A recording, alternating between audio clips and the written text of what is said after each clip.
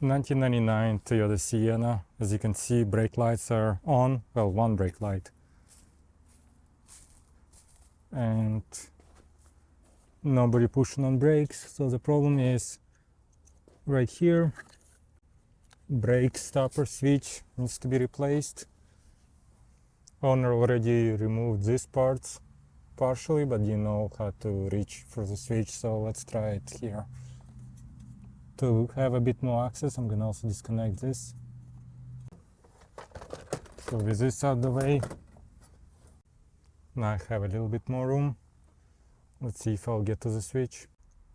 So switch like this, only thing we need to do is remove that nut. It's a 14mm.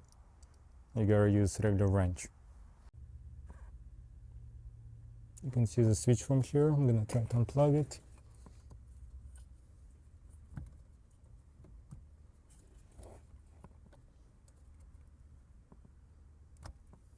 Okay, it's out. Now I'll keep rotating it.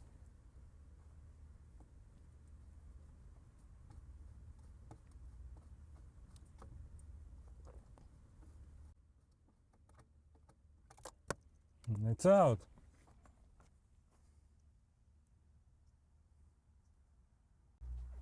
Here's old switch. So what I'm gonna do now is new switch. I'm gonna put it just like that and screw it in. That's where it goes. I screwed it in. Now I just have to connect that same connector. It's nearly impossible to have good view here, but from here you could see that connector, and further down at the switch. And to open it, you just turn it counterclockwise. To adjust it, there is a nut right there.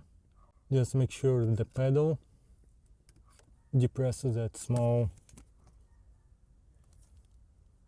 this thing, make sure the pedal depresses it. So my battery died last night, but just to finish up, switch replacement was pretty easy. You didn't have to remove those parts that the vehicle owner removed. You can get there, you can put two hands in there, remove the switch. Just make sure to remove it. We first have to unplug that connector. If you won't be able to remove it like that, it's a possibility that you need to put 14mm wrench there and turn that nut counterclockwise. And you might have to go back there and adjust again, because initially I made it all work, but as soon as the vehicle was started, had the same issue, so I had to turn the switch clockwise a couple more times, but now it's working. I'll leave Amazon link for the switch below the video. If you have any questions, please comment below. Thanks for watching, see you next time.